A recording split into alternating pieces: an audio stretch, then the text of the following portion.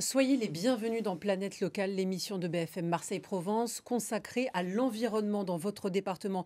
Aujourd'hui, on va parler de la COP 26 qui se tient en ce moment à Glasgow. C'est l'actualité environnement de la région. Notre invité du jour, bonjour, vous êtes Joël Guillot, coprésident et chercheur au GREC Sud. C'est l'antenne régionale du GIEC. Pardon.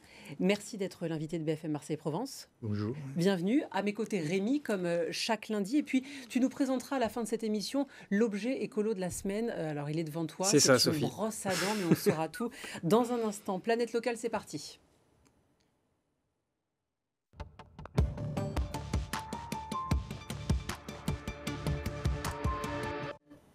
L'actualité environnement de la semaine, Rémi, c'est la COP26. Ça a lieu en ce moment à Glasgow. Alors, est-ce qu'il y a eu des annonces? C'est ça. Alors en fait, la COP26, déjà pour expliquer, c'est la conférence sur les changements climatiques. Elle a commencé, comme tu l'as dit, à Glasgow le 31 octobre. Elle court jusqu'au 12 novembre, donc il reste encore 4 jours. Les pays participants doivent d'abord dresser un bilan des dernières COP, notamment celle qui a eu lieu en 2015 à Paris. Et puis, ensemble, ils vont soumettre de nouveaux engagements pour accélérer la décarbonation mondiale. Donc parmi les participants, on retrouve la France, l'Allemagne, les USA. Le grand absent cette année, c'est la Chine. Malheureusement, malgré tout, l'objectif principal est évidemment de prendre des mesures fortes qui permettront de limiter le réchauffement climatique à 1,5 degré de plus d'ici la fin du siècle. Est-ce qu'il y a une implication des Marseillais dans cette COP26? Oui, Sophie. Alors d'abord sur le plan institutionnel, avec la présence à Glasgow d'élus marseillais, d'élus de la nouvelle municipalité, notamment Michèle Rubirola, la première adjointe au maire, qui va se rendre à Glasgow pour la COP26 mercredi, où elle rejoindra Sébastien Barle, qui est l'adjoint à la transition écologique. Et lui, il nous a confirmé ce matin qu'il souhaite notamment aller chercher cette semaine des financements européens pour pouvoir avancer sur la transition écologique à l'échelon local à Marseille. Et puis alors sur un plan un petit peu plus insolite, il y a aussi ce cycliste Benjamin de Moliens qui s'est lancé le pari fou de rejoindre Glasgow en vélo depuis Marseille. Alors évidemment, il y a la Manche entre les deux, donc il a dû faire une petite séance de voilier quand même. Donc l'objectif, c'était de sensibiliser le plus grand nombre et puis aussi de montrer qu'on peut rejoindre Glasgow par d'autres moyens que des jets privés. Ça a fait beaucoup de bruit cette semaine. Donc voilà, son voyage, il se fait en mode 3-0, comme il le dit lui-même. Zéro déchet, zéro matériel, zéro empreinte. Et puis Paris réussi, puisque Benjamin de Moliens a rejoint Glasgow le 1er novembre. Merci beaucoup Rémi. On va parler du réchauffement climatique avec notre invité du jour. Bonjour Joël Guillot, vous êtes donc coprésident et chercheur au GREC Sud. On rappelle que c'est l'antenne régionale du GIEC. Alors, il y a cette COP26 qui se tient en ce moment. On parle de réchauffement climatique. À l'échelle locale, comment il se matérialise ce réchauffement climatique Alors, dans le département? je voudrais préciser, le GREC Sud n'est pas une antenne du GIEC. Ce qu'on essaye de faire, C'est un intermédiaire. C'est un intermédiaire, de transférer l'information que le GIEC produit régulièrement en quelque chose d'accessible pour les décideurs et pour le public. Vous faites bien de préciser. Parce que non, ce serait un peu prétentieux de dire qu'on a une antenne du GIEC. Oui. Alors voilà, donc il y a cette COP26 en ce moment, merci pour la précision. On parle du réchauffement climatique. Le réchauffement climatique, il est mondial. À l'échelle locale, dans le département, comment il se visualise, comment il se matérialise? Alors, le réchauffement, quand on parle de 1,5 degré, maintenant, il sera peut-être atteint dans 8-10 ans, alors qu'au moment de l'accord de Paris, c'était plutôt dans 20 ans. Donc, le réchauffement s'accélère. Et quand on se place à un niveau local, évidemment, ce n'est pas 1 degré de réchauffement qu'on a, mais c'est 2 degrés. Et selon la saison, c'est même 2,5 degrés. Par exemple, en région PACA, c'est 2,5 degrés la température de l'après-midi en été. Donc, on a évidemment des saisons et des endroits où il fait nettement plus chaud que ce fameux 1 degré ou 1,5 degré de moyenne, quoi. Alors cet impact régional, il se voit très bien avec l'augmentation du niveau de la mer. Et je crois que ça pose des problèmes au niveau des intrusions salines, c'est ça? Oui, alors il y a plusieurs problèmes au niveau de la Méditerranée, au niveau de la montée de la mer. C'est grosso modo, la Méditerranée monte à peu près comme l'océan global. Mais le problème ici, c'est que on a beaucoup d'infrastructures, on a beaucoup d'habitations qui sont construites au bord de mer, tout simplement parce qu'il n'y a pas beaucoup de marées sur la Méditerranée. Donc, comme on n'a pas beaucoup de crainte à avoir avec les grosses tempêtes et les marées qui montent et qui inondent, eh bien, les gens ont pris l'habitude de construire très près du bord de l'eau. Et maintenant, avec une augmentation qui est déjà de 20 cm sur un siècle et qui risque d'être au moins de 50 cm d'ici la fin du prochain siècle, eh bien, il va réellement y avoir des problèmes. Et au niveau des intrusions salines, eh bien, on a l'eau marine qui passe par en dessous, qui atteint directement les aquifères, et l'eau douce se mélange avec de l'eau salée. Donc, on a des aquifères qui ne sont plus vraiment utilisables pour de l'eau potable. Alors, petit point, c'est un vrai problème en région Provence-Alpes-Côte d'Azur parce qu'on a 1 million d'habitants qui résident dans des zones inondables en région. Donc c'est pour ça que ce problème de haussement du niveau de la mer, c'est un vrai problème en PACA. Il y en a d'autres. Je crois qu'il y avait également la question des forêts qui rentre dans les deux catégories d'atouts et de faiblesses, c'est ça? Alors, évidemment, les forêts, ce sont des réservoirs de biodiversité. C'est vraiment très important pour la biodiversité, puis tous les services que la biodiversité nous rend. La forêt nous va par exemple, stocker du carbone, et donc ça va limiter un peu le réchauffement. Et puis il y a plein d'autres de services un peu longs à énumérer.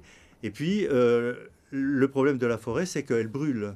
Et avec le réchauffement du climat, eh bien, on a des risques d'incendie de plus en plus importants. Alors, la plaine de la Provence-Alpes-Côte d'Azur est habituée aux incendies de forêt parce que ça fait partie de la gestion forestière. Eh bien, ça brûle régulièrement, mais si ça brûle trop souvent, eh bien, ça pose des problèmes. Et ici, ce que les pompiers redoutent le plus maintenant, c'est des méga-feux, c'est-à-dire des feux qui sont tellement étendus et qui prennent à différents endroits, et finalement, ils ne sont plus capables de les maîtriser. Par contre, pour des petits incendies de forêt, des petits incendies de forêt, eh bien, il faut débroussailler, il y a différentes mesures qui sont prises, et là, ils maîtrisent assez bien, quoi. Et les petits incendies ont plutôt tendance à diminuer. Qu'est-ce que vous attendez de cette COP26 qui a lieu en ce moment comme réponse à apporter à l'échelle locale, notamment en ce qui concerne la montée des eaux ou bien les forêts, en ce qui concerne la montée des eaux? Comment on peut y remédier? Il y a le réchauffement climatique, mais est-ce qu'il y a des mesures qu'on peut prendre concrètement dans les villes? Alors, c'est ce qu'on appelle l'adaptation au changement climatique. Mais d'abord, ce qu'on attend de la COP26, c'est de renforcer, comme vous l'avez dit tout à l'heure, c'est de renforcer les moyens de lutte contre le changement climatique qu'on appelle l'atténuation.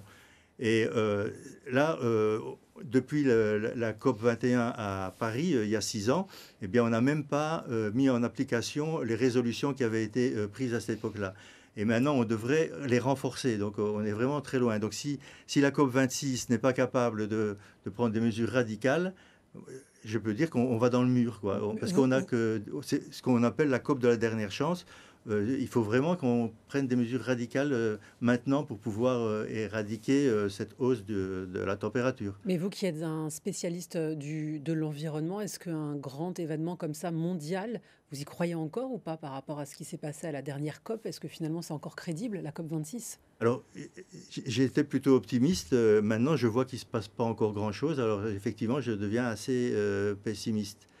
Et le problème, c'est que les effets du changement climatique, on les voit un peu tard. Et donc, nos décideurs ne sont pas capables de se rendre compte qu'il y a vraiment urgence. Parce que si ça ne se règle pas là, finalement, où est-ce que ça se règle? Voilà. Et donc, il faut vraiment que...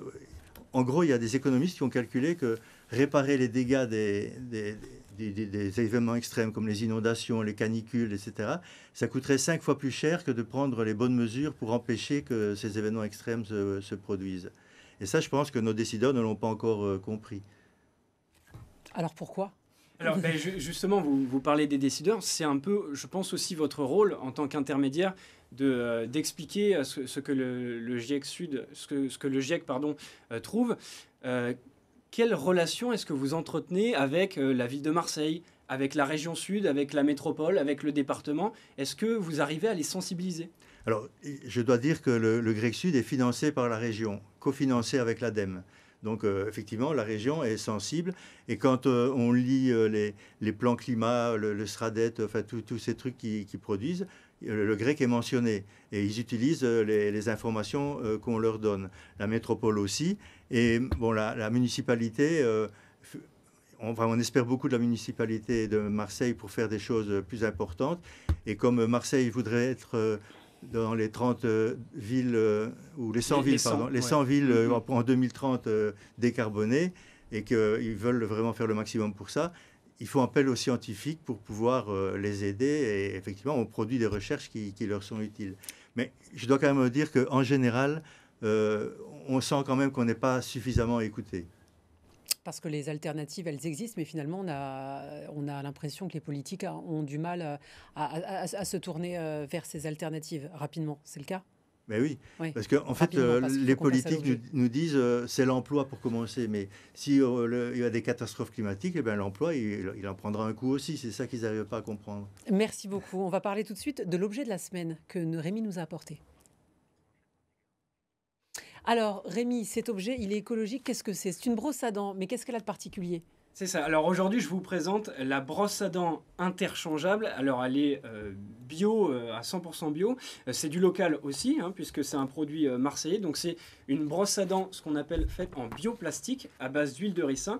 Et alors, je vous ai dit au début qu'elle était interchangeable. En fait, c'est la tête qui est interchangeable. Voilà, comme ceci. Voilà. Vous pouvez retirer la tête de la brosse à dents. Donc cette partie-là, c'est la partie en bioplastique. Vous pouvez la garder toute votre vie, il n'y a pas de souci. Et ça, c'est la partie interchangeable. Et alors, ce que vous faites, c'est que vous la ramenez à l'épicerie locale. Donc moi, par exemple, je l'ai eu dans une épicerie marseillaise qui s'appelle Au Grain-Pré, dans le quartier du Pharo. Donc vous ramenez votre tête de brosse à dents, l'épicerie va ensuite stocker dans un bocal comme ceci, elle va nettoyer les têtes de brosse à dents et ensuite elle va pouvoir vous la rendre. Et évidemment vous avez une tête de brosse à dents de rechange pendant la période de maintenance. Et très très rapidement, parce qu'on est pris par le temps, tu as le dentifrice qui va avec. C'est ça. Alors pour aller plus loin, c'est le dentifrice solide. Alors ça c'est du charbon. Tu l'as goûté ? Alors moi j'ai essayé une fois, mais j'avoue que la texture est assez particulière. Mais alors par contre, pour se débarrasser du tube de dentifrice, qui est très polluant, c'est la bonne solution. Alors en fait, il suffit simplement de mouiller un petit peu la brosse à dents, voilà. Vous faites mousser et puis voilà, c'est assez classique. Rassure-nous, on n'a pas les dents noires. Alors pendant le brossage, si, mais après vous avez les dents très blanches. Sinon il y a le bicarbonate, ça marche très bien aussi pour ça marche aussi. Alors, et ça blanchit, mais oui voilà. Okay. Petit bémol, c'est un petit peu cher. C'est un petit peu cher, combien ? Alors, une recharge, vous voyez, j'ai ramené les recharges. Une recharge, c'est de l'ordre de 10-12 euros. Merci beaucoup, Rémi, pour ces explications. Merci, Joël Guillot, coprésident et chercheur au Grec Sud, d'avoir été l'invité de Planète Locale. On se retrouve dans un instant sur BFM Marseille-Provence.